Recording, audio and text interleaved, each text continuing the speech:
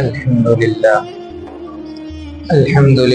نحمده ونستعينه ونستغفره ونؤمن به ونتوكل عليه ونعوذ بالله من شرور أنفسنا ومن سيئات أعمالنا من يهده الله فلا مضل له ومن يضلله فلا هادي له ونشهد أن لا إله إلا الله وحده لا شريك له ونشهد أن سيدنا وسندنا ومولانا محمدا عبده ورسوله أما بعد فقد قال الله تبارك وتعالى في القرآن المجيد والفرقان الحميد أعوذ بالله من الشيطان الرجيم بسم الله الرحمن الرحيم وَإِذْ يَمْكُرُ بِكَ الَّذِينَ كَفَرُوا لِيُثْبِتُوكَ أَوْ يَقْتُلُوكَ أَوْ يَخْرُجُوكَ وَيَمْكُرُونَ وَيَمْكُرُ اللَّهُ وَاللَّهُ خَيْرُ الْمَاكِرِينَ وقال تعالى وَجَعَلْنَا مِنْ بَيْنِ أَيْدِيهِمْ سَدًّا وَمِنْ خَلْفِهِمْ سَدًّا فَغَشَيْنَاهُمْ فَهُمْ لَا يُبْصِرُونَ صدق اللہ العظیم۔ عزیز ساتھیو، اللہ رب العزت کا بڑا احسان ہوا کہ اللہ تعالیٰ نے ہمیں جمعہ کا یہ دن عطا کیا۔ جیسا کہ آپ حضرات جانتے ہیں، گزشتہ چند جمعوں سے سیرت ابو بکر صدیق رضی اللہ عنہ کے بارے میں بات چل رہی تھی، تو حضرت ابو بکر صدیق رضی اللہ عنہ مکے سے مدینے کی طرف کس طرح ہجرت فرمائی ہے اس کے متعلق آج بات ہوگی۔ تو جب مکے کے اندر ظلم و ستم زیادہ ہونے لگا، اتنا زیادہ ہو گیا کہ اللہ کے نبی صلی اللہ علیہ وسلم کو قتل کرنے کی پلاننگیں بنائی جا رہی تھی، ختم کرنے کی پلاننگیں بنائی جا رہی تھی۔ آپس میں ابو جہل، ابو لہب، امیہ بن خلف، اس طرح مکہ کے جو سردار لوگ تھے وہ لوگ بیٹھ کر مشورہ کر رہے تھے کہ کس طرح اللہ کے نبی صلی اللہ علیہ وسلم کو ختم کر دیا جائے اور یہ اسلام کا بات ہی نہ رہے، اسلام کی بات ہی ختم کر دیا جائے، کس طرح کرنی چاہیے۔ ہر ایک اپنی اپنی رائے دے رہا تھا۔ تو روایتوں میں آتا ہے کہ یا تو ابو جہل کو دل میں یہ بات آئی تھی یا شیطان نے خود ایک انسانی شکل لے کر وہاں پر آیا تھا، دونوں روایتیں آتی ہیں۔ تو ابو جہل نے بتایا کہ اگر ہم لوگ قتل کریں گے، لڑائی لڑ کر محمد صلی اللہ علیہ وسلم کو قتل کر دیں گے تو اس کے قبیلے والے آ کر ہمارے اوپر حملہ کریں گے اور قصاص میں ہمیں قتل کر دیں گے۔ تو اس کی جگہ کیا کرنی چاہیے کہ ہر ایک قبیلے کا ایک آدمی اس کے اندر شامل ہو جائے۔ یعنی وہ اس زمانے کے اندر کا رول تھا کہ قبیلہ قبیلہ، گروپ کے اندر بٹے ہوئے تھے۔ جیسے آج کے زمانے میں ہر ایک خاندان الگ الگ ہوتا ہے، تو اسی طرح اس زمانے میں ایک ایک خاندان کو ایک ایک قبیلہ کہا جاتا تھا۔ یہ بنی ہاشم کا قبیلہ ہے، یہ بنی عبد المطلب کا قبیلہ ہے۔ اس طرح لوگوں کے اندر بٹا ہوا تھا۔ سب کو ملا کر ایک نام تھا قریش، یہ بڑا سردار تھا قریش۔ اس کے اندر الگ الگ گروپ کے الگ الگ قبیلے تھے۔ جیسے ہمارے زمانے میں دیکھنا ہے کہ اگر کسی انسان کو 5 بیٹے ہیں تو 5 بیٹوں کے الگ الگ خاندان ہوں، پوترے نواسے سب ملا کر اس کا ایک خاندان الگ، پوترے، اس طرح ہر ایک بیٹے کا الگ الگ خاندان ہوتا ہے، تو وہ ایک خاندان کو ملا کر ایک قبیلہ بن جاتا ہے۔ آگے چل کر اس کے بیٹے، اس کے پوترے، اس کے نواسے، اس طرح مل کر ایک خاندان بن جاتا ہے، تو وہ پورا گروپ مل کر ایک قبیلہ بن جاتا ہے۔ تو اس طرح ابو جہل نے کہا کہ اگر ہم اس طرح محمد صلی اللہ علیہ وسلم کو قتل کریں گے تو تمام قبیلے والے مل کر ہمارے اوپر حملہ کریں گے اور ہمیں ختم کر دیں گے۔ اس کی جگہ ہم کیا کریں کہ اگر ہر ایک قبیلے سے ایک آدمی ہو، ہر ایک قبیلے سے ایک آدمی مل جائے اور تمام مل کر اگر محمد صلی اللہ علیہ وسلم کو قتل کر دیں گے تو اس وقت ہر ایک قبیلے سے تو قصاص نہیں لیا جائے گا، اس کے بدلے میں دیت پوچھیں گے تو ہم تمام مل کر دیت ادا کر دیں گے۔ اس طرح اس نے پلاننگ بتائی۔ تو تمام لوگوں نے مل کر جا کر اللہ کے نبی صلی اللہ علیہ وسلم کے گھر کو محاصرہ کر لیے تھے۔ تو ایک طرف تو یہ پلاننگ چل رہی تھی، دوسری طرف اللہ کے نبی صلی اللہ علیہ وسلم کے پاس اللہ تعالیٰ نے جبرائیل علیہ السلام کو بھیجا۔ بھیجنے کے بعد فرمایا کہ تمہیں ہجرت کرنی چاہیے اور یہ لوگ آپ کو ختم کرنے کے پلاننگ یہ بنا رہے ہیں، اس طرح ختم کرنے کا ان کا پلاننگ ہے۔ یہ تمام باتیں جبرائیل علیہ السلام نے اللہ کے نبی صلی اللہ علیہ وسلم کو بتا دیا۔ تو ادھر اللہ کے نبی صلی اللہ علیہ وسلم نے جا کر حضرت ابو بکر صدیق رضی اللہ عنہ کے گھر پر تشریف لائے، تو جا کر جاتے ہی اللہ کے نبی نے فرمایا کہ ابو بکر جو بھی لوگ ہیں گھر میں اندر داخل یعنی اندر چلے جانے کے لیے کہو، ہم لوگ راز کی باتیں کچھ کرنی ہیں۔ اس طرح اللہ کے نبی صلی اللہ علیہ وسلم نے حضرت ابو بکر سے کہی، تو ابو بکر صدیق رضی اللہ عنہ نے کہا کہ اللہ کے نبی حضرت عائشہ اور حضرت اسماء کے علاوہ کوئی نہیں ہے، یہ بات انہوں نے فرمائی۔ تو اس کے بعد اللہ کے نبی صلی اللہ علیہ وسلم نے کہا کہ اللہ تعالیٰ نے ہمیں ہجرت کرنے کا حکم دے دیا ہے۔ تو حضرت ابو بکر صدیق رضی اللہ عنہ خوشی کی وجہ سے آنسو ٹپکنے لگے۔ تو حضرت ابو بکر صدیق رضی اللہ عنہ فرماتے ہیں کہ مجھے پہلے ہی معلوم تھا، مجھے پہلے ہی اشارہ مل چکا تھا، تو اس لیے میں نے کیا کیا، مجھے اندازہ ہوا تو میں نے 2 اونٹوں کو خرید کر اس کو اچھی طرح پرورش کی ہے، اس کو اچھی طرح دیکھ بھال کیا ہے۔ 2 اونٹ خریدے تھے، ایک اونٹ 4000 درہم کا، اس زمانے کے چاندی کے جو سکے ہیں وہ 4000 درہم کے انہوں نے خریدے۔ اس طرح 4000 درہم نے ایک اونٹ 4,000 کا تھا، یعنی 8000 میں وہ 2 اونٹ انہوں نے خرید کر رکھی تھی، اس کو اچھی طرح پرورش کر رہے تھے، اور ہجرت کے لیے تجھے استعمال کروں گا بول کر اونٹ سے باتیں کرتے ہوئے اس کی پرورش فرمائی۔ جب اللہ کے نبی نے ہجرت کا معاملہ حضرت ابو بکر سے بتائی تو اللہ کے نبی حضرت ابو بکر نے کہا کہ اللہ کے نبی مجھے پہلے ہی اندازہ تھا، تو اس لیے میں نے 2 اونٹ خریدی ہے، ایک اونٹ میرے جانب سے آپ قبول فرمائیں۔ تو اللہ کے نبی صلی اللہ علیہ وسلم نے فرمایا نہیں، یہ میں اپنے پیسوں سے میں یہ خریدوں گا اور اس پر چلوں گا، یا مجھ سے بعد میں اس اونٹ کے پیسے لے لینا۔ تو حضرت ابو بکر صدیق رضی اللہ عنہ نے کہا کہ اللہ کے نبی میرا جو مال ہے وہ تو آپ ہی کا ہے۔ تو اللہ کے نبی نے فرمایا نہیں، اس کا میں قیمت ادا کر دوں گا۔ بعد میں حضرت ابو بکر صدیق رضی اللہ عنہ کو اللہ کے نبی نے وہ قیمت ادا کر دی تھی۔ تو اب یہاں پر ایک مسئلہ یہ سمجھے کہ جب کوئی انسان نیک عمل کرتا ہو، اچھا کام کے لیے نکلتا ہو، تو اپنے پیسوں سے کرنا زیادہ فضیلت ہے۔ بعض لوگ عمرے کے لیے بھیج دیتے ہیں تو لوگ چلے جاتے ہیں، لیکن عمرہ کرنا ہو یا حج کرنا ہو اپنے پیسوں سے اگر انسان کرتا ہے تو اس کی فضیلت زیادہ ہوتی ہے۔ اسی طرح بعض لوگ اللہ کے راستے میں یعنی 40 دن چلا وغیرہ میں جاتے ہیں تو دوسرا کوئی اسپانسر ہوتا ہے، اس کے پیسوں سے چلے جاتے ہیں۔ اپنے پیسے لگا کر جائیں گے تو اس میں زیادہ فائدہ ہوگا، دوسروں کے پیسوں سے جانے سے اتنا زیادہ فائدہ انسان کو حاصل نہیں ہوگا۔ تو ایک مسئلہ تو یہ ہو گیا۔ تو اس کے بعد اللہ کے نبی صلی اللہ علیہ وسلم نے بتلا دیا کہ رات کو یہاں سے چلنا ہے، وہ بول کر اللہ کے نبی صلی اللہ علیہ وسلم وہاں سے چلے گئے۔ اس کے بعد اپنے گھر آنے کے بعد حضرت علی رضی اللہ عنہ کو بتایا کہ مجھے ہجرت کا حکم دیا گیا ہے، تو لہٰذا تم میرے جگہ پر رہو، اور جو بھی ان لوگوں کے امانتیں ہمارے پاس موجود ہے اس کو بعد میں ادا کر دینا۔ اللہ کے اور فرمایا کہ جب تک تم مدینے نہیں آؤ گے تب تک تمہیں یہ لوگ کچھ بھی نہیں کر سکتے اور تمہیں موت بھی نہیں آئے گی۔ یہ بات ان کو فرما کر اللہ کے نبی صلی اللہ علیہ وسلم رات میں حضرت علی کو یہ بات بتا دی۔ اس کے بعد حضرت علی رضی اللہ عنہ اللہ کے نبی صلی اللہ علیہ وسلم کے بستر پر سو گئے۔ ادھر سے ان لوگوں نے کفار مکہ نے آ کر رات میں طاق میں لگ گئے کہ جب کب شام ہوگا، کب اللہ کے نبی کو ختم کر دے۔ جب شام ہو گئی تو آ کر گھر کا محاصرہ کر لیا، محاصرہ یعنی راؤنڈ اپ کر کے کھڑے ہو گئے کہ جیسے ہی فجر کی نماز کے لیے نکلیں گے تو ہم ان کو مار دیں گے۔ یہ پورا پلاننگ کے ساتھ وہ لوگ کھڑے ہو گئے۔ تو ادھر اللہ کے نبی صلی اللہ علیہ وسلم گھر سے نکلے اور آیت پڑھتے ہوئے وَجَعَلْنَا مِن بَيْنِ أَيْدِيهِمْ سَدًّا وَمِن خَلْفِهِمْ سَدًّا فَغَشَيْنَاهُمْ فَهُمْ لَا يُبْصِرُونَ، یہ آیت پڑھتے ہوئے ہاتھ میں مٹی، اللہ کے نبی نے مٹی لی اور ان کے اوپر ڈالتے ہوئے چلے گئے۔ اس کی وجہ سے کیا ہوا کہ ان کے آنکھوں کے سامنے پردہ گر گیا اور ہر ایک کے آنکھ کے اندر اس مٹی کا دول بھی پہنچ گیا۔ تو اس طرح اللہ کے نبی صلی اللہ علیہ وسلم وہاں سے چلے گئے۔ تو یہاں پر یہ بات بھی سمجھنی چاہیے کہ انسان کو امانت اتنی اہم چیز ہے کہ کسی بھی حالت میں انسان کو امانت ادا کرنا بہت ہی زیادہ ضروری ہے۔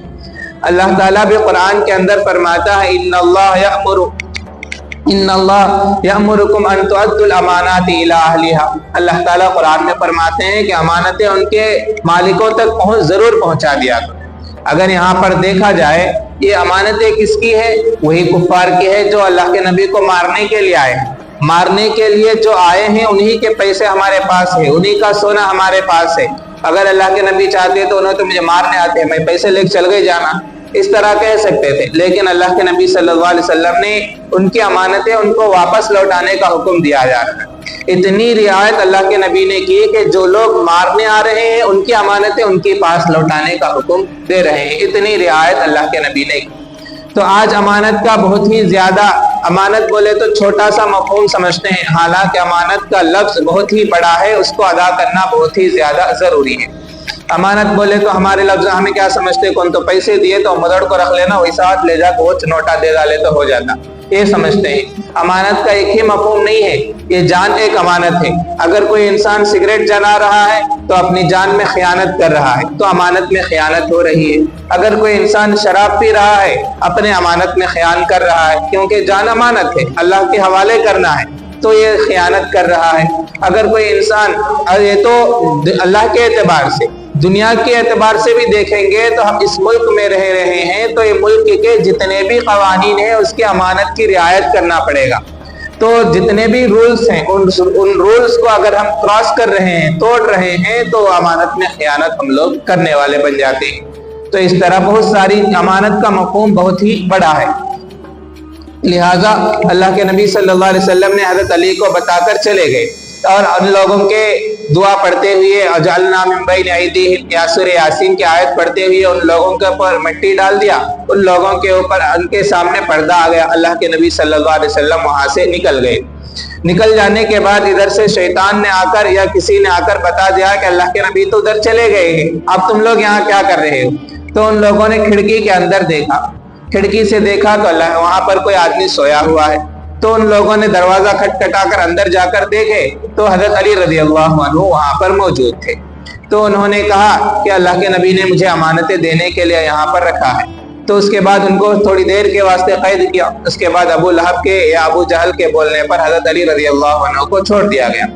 تو یہاں پر دیکھیں کہ کفار کے جو سوسائٹی تھی وہ اتنی ظالم تھی، اتنی جو تھے کہ اتنے سخت دل تھے کہ ہر ایک کو مار دیتے تھے، کہ اپنے بچی اگر پیدا ہوئے تو اس کو بھی مار دیتے تھے۔ بہت سارے ظلم ان کے اندر موجود تھا، بہت سارا کفر ان کے اندر موجود تھا، لیکن وہ رولز کے، جنگ کے رولز کے اتنے پابند تھے کہ رات میں کسی بھی گھر میں گھس کو مارنے کے لیے تیار نہیں ہوتے تھے۔ کفار کے رولز تھے تو وہ رولز پر بہت زیادہ سختی سے وہ لوگ عمل کیا کرتے تھے۔ اگر کسی انسان کو قتل کرنا ہے تو رات میں گھس کو بھی جا کو قتل کر سکتے تھے، لیکن کفار اپنے رولز پر اتنے زیادہ پابند تھے، وہ کفار ہونے کے باوجود۔ لیکن آج مسلمان کی حالت یہ ہے کہ ان کو کتنا بھی سمجھاؤ، کتنا بھی رولز کے بارے میں، اسلام کے بارے میں بتاؤ، کہ اپنے دین پر عمل کرنا ان کے لیے مشکل ہو جاتا ہے۔ اگر ان کو نماز کا حکم دو تو نماز پابندی نہیں ہے، اگر نماز پڑھتا ہے تو اس کے ساتھ بہت سارے غلط کام کرتا ہے۔ کوئی انسان نماز بھی پڑھتا ہے، جوا بھی کھیلتا ہے، کوئی انسان نماز بھی پڑھتا ہے، شراب بھی پیتا ہے، کوئی انسان نماز بھی پڑھتا ہے، ساتھ ساتھ جا کر وڈیا چلاتا ہے باہر۔ اس طرح بہت سارے کمیاں، بہت سارے نقصان ہیں جو ہم لوگ عمل کر رہے ہیں، بولتے ہیں تو لوگوں کو غلط محسوس ہونے لگتا ہے۔ تو اس طرح بہت ساری برائیاں ہیں جو ہمارے اندر موجود ہے، اس کو دور کرنے کی ضرورت ہے۔ تو اس کے بعد اللہ کے نبی صلی اللہ علیہ وسلم وہاں سے چلے گئے۔ جانے کے بعد سیدھا ابو بکر صدیق رضی اللہ عنہ کے گھر پہ گئے، تو وہاں پر اللہ کے نبی حضرت ابو بکر صدیق رضی اللہ عنہ نے پوری تیاری کے ساتھ بیٹھے ہوئے تھے۔ تو پوری تیاری کے ساتھ بیٹھے تھے تو ان کی بیوی نے ان کے لیے گوشت اور کھانا وغیرہ کا انتظام کیا۔ کھانے کا وغیرہ انتظام کرنے کے بعد پورا جو بھی پارسل بننا تھا، پارسل بن کے ریڈی رکھ رہے تھے۔ تو اتنے میں وہ پارسل ریڈی کرنے کے واسطے کوئی بھی رسی وغیرہ ان کو نہیں ملتی تھی۔ تو حضرت اسماء رضی اللہ عنہ نے اپنے ناڑے کو نکالا، دو ٹکڑے کیے، ایک ٹکڑے سے کمر باندھ لیا، دوسرے ٹکڑے سے اس پارسل کو بانٹا تھا۔ اسی وجہ سے حضرت اسماء رضی اللہ عنہ کو ذات النطاقتین کہتے ہیں، یعنی دو ناڑوں والی۔ دو ناڑوں والی مطلب یعنی انہوں نے اپنے لیے اللہ کے نبی کے واسطے جو یہ معاملہ کیا ہے کہ اپنے ناڑے کو توڑ کر کھانے کا پارسل بندھا ہے، اس وجہ سے ان کو ذات النطاقتین کہا جاتا ہے۔ اس کے بعد اللہ کے نبی حضرت ابو بکر صدیق رضی اللہ عنہ نے کھانا لے لیا، اونٹوں کے واسطے اونٹ لے لیے، راستہ بتانے کے واسطے اونٹ اور راستہ بتانے کے واسطے عبداللہ بن عریقت رضی اللہ عنہ، بعد میں عبداللہ بن عریقت جو بہت ہی ماہر تھے راستہ بتانے کے اندر، تو ان کے دو اونٹ ان کے حوالے کر دیا اور کہا کہ 2 دن یا 3 دن کے بعد فلانے جگہ پر آ جانا، ہم وہاں پر موجود ہوں گے، وہاں سے مدینہ چلے جائیں گے۔ ان کو پورا پلاننگ ان کو بتا دیا گیا۔ ادھر سے اللہ کے نبی صلی اللہ علیہ وسلم اور حضرت ابو بکر صدیق رضی اللہ عنہ غار سور کی طرف نکلے۔ راستے میں جاتے ہوئے حضرت اللہ کے نبی صلی اللہ علیہ وسلم اور حضرت ابو بکر دونوں انگلیوں پر چل رہے تھے، پیر کے انگلیوں پر چل رہے تھے، کیونکہ وہ پیر کے نشانات سے پیچھے وہ آرام کے ساتھ پکڑ لے سکتے تھے، تو اس لیے انہوں نے انگلیوں کے ذریعے چلنے لگے۔ تو اس زمانے کے اندر کھوجی ہوا کرتے تھے۔ کھوجی کہتے ہیں کہ پیر کے نشانات یا اونٹ کے پیر کے نشانات، گھوڑے کے پیر کے نشانات سے ادھر سے آدمی آتا ہے یا نہیں، کوئی آدمی یا قریب میں ہے یا نہیں، زمین کو دیکھ کر اور چیزوں کو دیکھ کر وہ سمجھ جاتے تھے، وہ تلاش کر لیتے تھے، تو ان لوگوں کو کھوجی کہا جاتا تھا۔ وہ علم پہلے تھا، آج کے زمانے میں وہ علم موجود نہیں ہے، تو وہ لوگ تھے، تو اللہ کے وہ لوگ پہچان لیں گے، اس لیے اللہ کے نبی صلی اللہ علیہ وسلم اور حضرت ابو بکر صدیق رضی اللہ عنہ پیر کے انگلیوں پر چلنے لگے۔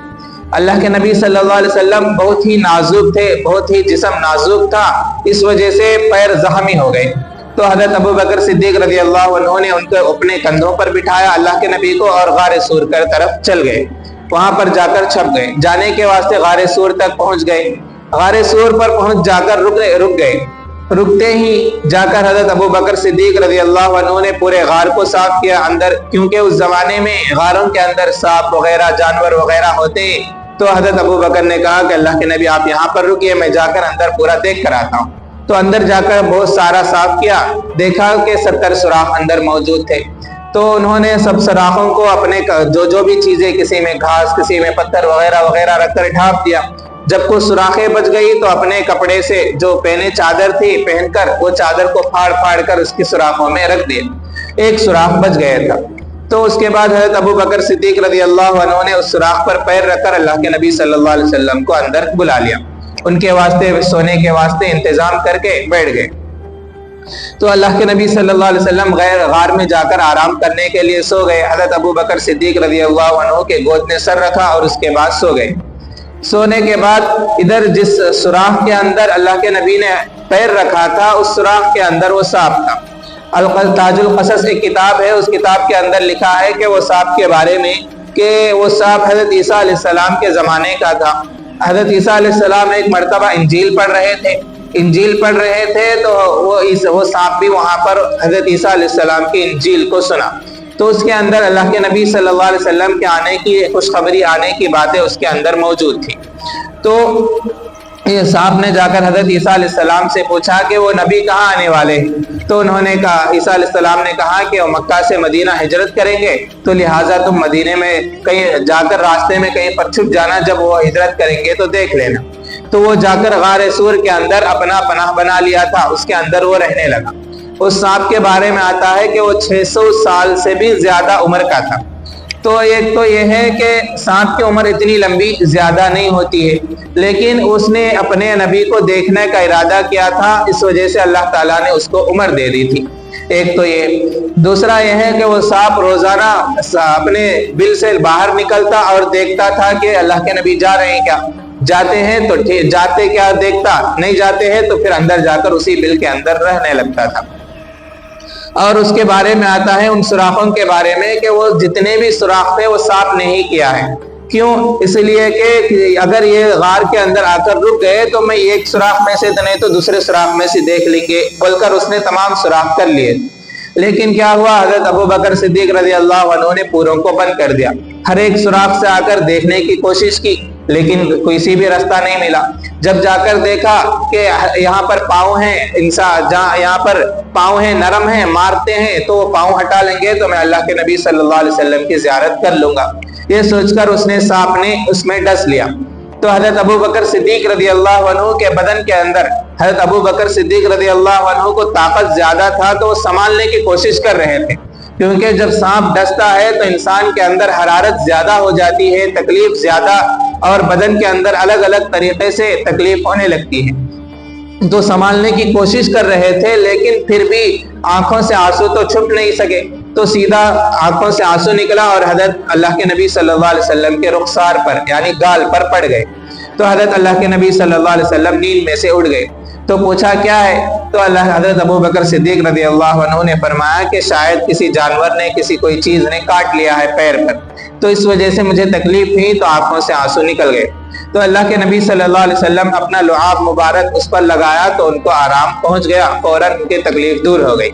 اب یہاں پر ایک مسئلہ یہ سمجھ میں آتا ہے کہ اللہ کے نبی تھوک لگائے تو انہیں کیسا شفا ہوا؟ تو وہ فرماتے ہیں کہ اللہ کے نبی صلی اللہ علیہ وسلم کا معجزہ ہے کہ اللہ کے نبی صلی اللہ علیہ وسلم کے بھی تھوک کے بہت سارے معجزات ہیں، اگر ان کی بھی بیان کریں تو بہت لمبی فہرست ہو جائے گی۔ کبھی اللہ کے نبی صلی اللہ علیہ وسلم نے ابو بکر صدیق رضی اللہ عنہ کو پیر پر اپنا لعاب لگایا تو پیر میں زہر کا اثر ختم ہو گیا۔ صرف مثالیں بتا دیتا ہوں کہ جب اللہ کے نبی صلی اللہ علیہ وسلم غزوہ خندق کھود رہے تھے تو یہاں پر 2 آدمیوں کا کھانا بنا تھا، تو وہاں پر کھانا 2 آدمیوں کا یا 5 آدمیوں کا کھانا بنا تھا، لیکن اللہ کے نبی صلی اللہ علیہ وسلم نے جا کر اس کھانے کے اندر یا سالن کے اندر اپنا لعاب ڈال دیا، جس کی وجہ سے وہ کھانا کئی 100 صحابہ کو غزوہ خندق کے اندر قریب 1000 یا 1200 صحابہ کھود رہے تھے، ان تمام لوگوں کے لیے 5 آدمیوں کا کھانا کافی ہو گیا۔ اسی طرح ایک جنگ میں جا رہے تھے، پانی نہیں ملا تو صحابہ نے سب مل کر جتنے بھی ان کے باٹل کے وغیرہ جو بھی تھے ان کے پاس، ان کے اندر پانی نکال کر ایک تشتری کے اندر لائے۔ اس تشتری کے اندر صرف تھوڑا سا ایک کٹورا پانی نکلا، اس کے اندر اللہ کے نبی صلی اللہ علیہ وسلم نے اپنا لعاب ڈالا تو وہ پانی لے جا کر سوکھے کنویں میں ڈالتے ہی وہ پانی کا فوارہ بن گیا۔ اور اسی طرح ایک جنگ کے اندر ایک صحابی کے آنکھ میں تیر لگ گیا تو انہوں نے اللہ کے نبی صلی اللہ علیہ وسلم کے پاس آ کر بتائے تو آنکھ 2 ٹکڑے بھی ہو گیا تھا۔ اللہ کے نبی صلی اللہ علیہ وسلم نے اس کے اندر اپنا لعاب لگا کر آنکھ کو ہنکی کے اندر جگہ میں رکھ دیا تو وہ ہنکی بھی لگ گیا اور ساتھ ہی ساتھ اس کی روشنی بھی بڑھ گئی تھی۔ اس طرح اللہ کے نبی صلی اللہ علیہ وسلم کے بہت سارے معجزات ہیں، ان کے صرف تھوک کے، اللہ کے نبی کے صرف تھوک یعنی لعاب جسے کہتے ہیں، تو اس کی بہت سارے کرامات، بہت سارے معجزات ہیں۔ تو حضرت ابو بکر صدیق رضی اللہ عنہ کے پیر پر سانپ نے ڈس لیا تو اللہ کے نبی نے وہاں پر لعاب لگایا تو وہ فوراً ٹھیک ہو گیا۔ اس کے بعد اللہ کے نبی صلی اللہ علیہ وسلم کے پاس یہاں پر دن کے اندر حضرت اسماء رضی اللہ عنہ کھانا لا کر دیتی تھی، کھانا جو بھی پہنچانا ہے وہ پہنچاتی تھی، اور عامر بن فہیرہ جو حضرت ابو بکر صدیق رضی اللہ عنہ کے غلام تھے وہ دن میں بکریاں چرا کر آتے تھے اور مکے کے جو بھی حالات ہیں آ کر اللہ کے نبی کو بتاتے تھے کہ مکے کے اندر یہ باتیں چل رہی ہے، آپ کو اس طرح تلاش کیا جا رہا ہے، اس طرح ڈھونڈا جا رہا ہے۔ جتنے بھی خبریں تھیں لا کر عامر بن فہیرہ سناتے تھے، اور سنا کر حضرت اسماء جب کھانا دے کر چلے جاتی تو ان کے پیچھے سے یہ بھی بکریاں چراتے چلے جاتے تھے کہ تاکہ نشانات باقی نہ رہے، بکریوں کے چلنے کی وجہ سے نشانات مٹ جاتے، تو اس طرح وہ کیا کرتے تھے۔ تو ادھر ایک مرتبہ حضرت ابو بکر صدیق حضرت اسماء رضی اللہ عنہا جا رہی تھی تو ادھر سے ابو جہل نے آ کر پکڑ لیا، تو پکڑ کر کہا کہ تیرا باپ ابو بکر کہاں ہے؟ تو انہوں نے کہا کہ مجھے معلوم ہے مگر تجھے نہیں بتاؤں گی۔ تو انہوں نے زور سے ایک تمانچہ مارا تھا جس کی وجہ سے ان کے کان میں جو لگاتے ہیں وہ بالی وغیرہ وہ ٹوٹ کر نیچے گر گیا تھا، اتنا زور سے اس نے تمانچہ مارا تھا، پھر بھی انہوں نے برداشت کر لی۔ تو یہ واقعہ 3 دن چل رہے تھے۔ جب 3 دن مکمل ہو گئے تو اللہ کے نبی صلی اللہ علیہ وسلم وہاں سے نکل گئے۔ نکلنے کے واسطے ادھر سے عبداللہ بن عریقت جو مدینے کا راستہ بتانے والے تھے 2 اونٹ لائے، تو آگے راستے میں مدینے کے راستے میں تینوں چلنے لگے۔ عبداللہ بن عریقت اور حضرت ابو بکر صدیق رضی اللہ عنہ ایک اونٹ پر تھے اور اللہ کے نبی صلی اللہ علیہ وسلم ایک اونٹ پر تھے، تینوں مل کر 2 اونٹوں پر جا رہے تھے۔ جاتے جاتے راستے میں ایک جگہ پر ٹھہرے جہاں پر اللہ کے بہت دور جانے کے بعد ایک پہاڑ کا سایہ تھا، اس چٹان کے سائے کے نیچے بیٹھ گئے۔ بیٹھنے کے بعد انہوں نے حضرت ابو بکر صدیق رضی اللہ عنہ نے تلاش کیا کچھ کھانے کے لیے مل جائے تو اچھا ہے، تو لہٰذا ان کو وہاں پر رکایا۔ رکانے کے بعد اللہ کے نبی کو چٹان کے سائے میں لٹا دیے اور لٹانے کے بعد کچھ کھانے کے لیے تلاش میں نکلے تو دیکھتے ہیں کہ کچھ دور میں ایک چرواہا بکریاں چرا رہا تھا، تو ان سے اللہ کے نبی حضرت ابو بکر نے جا کر ان سے ریکویسٹ کی کہ کچھ پینے کے لیے کھانے کے لیے ہو تو دے دو، تو انہوں نے بکری کا دودھ نکال کر دے دیا۔ تو اللہ کے نبی صلی اللہ علیہ وسلم کے پاس وہ لائے، اس کو ٹھنڈا کرنے کے لیے حضرت ابو بکر صدیق رضی اللہ عنہ نے اس کے اندر کچھ پانی ملا دیا تاکہ ٹھنڈا پن ہو جائے۔ تو اس کے بعد اللہ کے نبی نے پیا اور اس کو اللہ کے نبی کو پیتے ہوئے دیکھ کر حضرت ابو بکر صدیق رضی اللہ عنہ خوش ہو گئے۔ یہ جیسے اگر کوئی آج کے زمانے میں اگر سمجھنا ہے باپ اپنے بچے کو، بچہ خوشی سے کوئی چیز کھا رہا ہے تو باپ دیکھ کر خوش ہو جاتا ہے کہ میرا بیٹا کتنا اچھا محسوس ہو رہا ہے، اس کو دیکھ کر باپ اپنا پیٹ بھر لیتا ہے۔ تو اسی طرح اللہ کے نبی صلی اللہ علیہ وسلم کو دیکھ کر حضرت ابو بکر صدیق رضی اللہ عنہ خوش ہو رہے تھے، تو وہ دودھ پیتے ہوئے اتنے پیارے اللہ کے نبی صلی اللہ علیہ وسلم حضرت ابو بکر کو محسوس ہونے لگے، معلوم ہونے لگے۔ اس کے بعد وہاں سے اور آگے چلے، وہاں سے اور آگے چلنے کے بعد راستے میں سراقہ سے ملاقات ہوئی۔ سراقہ یعنی مکے کے اندر اعلان ہوا تھا کہ جو بھی انسان اب اللہ کے نبی صلی اللہ علیہ وسلم کا پتہ بتائے گا یا ان کو پکڑ کر لائے گا تو ان کو 100 اونٹ انعام دیا جائے گا۔ اس زمانے کے اعتبار سے 100 اونٹ بولے تو بہت ہی زیادہ قیمتی چیز، بہت ہی زیادہ مالدار سمجھا جاتا تھا۔ اس زمانے میں اونٹ کے حساب سے مالدار سمجھا جاتا ہے، کس کے پاس جتنے زیادہ اونٹ ہیں وہ اتنا زیادہ مالدار، جس کے پاس جتنے زیادہ گھوڑے ہیں وہ اتنا زیادہ مالدار اس زمانے میں سمجھا جاتا تھا۔ تو 100 اونٹ کے لالچ میں سراقہ آ گئے پیچھے سے، تو جب بھی اللہ کے نبی صلی اللہ علیہ وسلم کو دیکھا پکڑنے کے لیے گئے، تو جب بھی پکڑنے کے لیے گھوڑے کو آگے بڑھاتے تو ان کے گھوڑے کے پاؤں زمین کے اندر دھس جاتے تھے، تو پھر نہیں ارادہ بدل کر واپس جائے تو نکل جاتے تھے۔ تو 2-3 مرتبہ ایسا ہوا، تو اس کے بعد اللہ کے نبی نے فرمایا کہ سراقہ کہ میں تمہیں بشارت دیتا ہوں کہ تمہیں تب تک موت نہیں آئے گی جب تک تمہارے ہاتھ میں قیصر و کسریٰ کے کنگن نہ آ جائے۔ کنگن یعنی کڑیم جسے تیلگو میں کہتے ہیں، پہلے زمانے میں بادشاہ کڑیم وغیرہ پہنا کرتے تھے، تو قیصر و کسریٰ 2 بادشاہ ہیں، ان لوگوں کے کنگن جب تک تم نہیں پہن لو گے تب تک تمہیں موت نہیں آئے گی۔ یہ بات بہت ہی خوشخبری کی تھی، تو حضرت سراقہ نے کہا کہ مجھے لکھ کر دے دیجئے۔ تو حضرت ابو بکر صدیق رضی اللہ عنہ نے لکھا تھا اور اللہ کے نبی نے اس پر اپنا مہر لگا کر ان کو دے دیا۔ تو کیونکہ اللہ کے نبی صلی اللہ علیہ وسلم لکھنا پڑھنا نہیں جانتے تھے، اس وجہ سے حضرت ابو بکر صدیق رضی اللہ عنہ نے ایک چمڑے کے اندر وہ سب باتیں لکھ کر حضرت سراقہ کو دے دیا۔ بعد میں جب حضرت عمر رضی اللہ عنہ کے زمانے میں قیصر و کسریٰ فتح ہوا تو حضرت عمر رضی اللہ عنہ نے فرمایا کہ سراقہ کہاں ہے؟ تو اس وقت حضرت سراقہ رضی اللہ عنہ بوڑھے ہو گئے تھے، بہت زیادہ عمر ہو گئی تھی، لکڑی لے کر ٹیک لگا کر آ رہے تھے، ٹیکتے آ گئے۔ تو جب قیصر و کسریٰ کے کنگن حضرت عمر رضی اللہ عنہ نے ان کو دیا، اس کو پہننے کے بعد فرمایا کہ اب تک تو مجھے موت کا یقین نہیں تھا، اب مجھے قریب ہے کہ میری موت مجھے آ کر چھو لے گی، کیونکہ اللہ کے نبی نے جو بات کی خوشخبری دی تھی وہ میں نے آج دیکھ لی ہے۔ لہٰذا وہ قیصر و کسریٰ کے ان کو اللہ کے نبی نے قیصر و کسریٰ کے کنگن کی خوشخبری دے کر وہاں سے اور آگے بڑھے۔ اللہ تعالیٰ کہنے سننے سے زیادہ عمل کرنے کی توفیق عطا فرمائے۔ وما علیہ الا البلاغ۔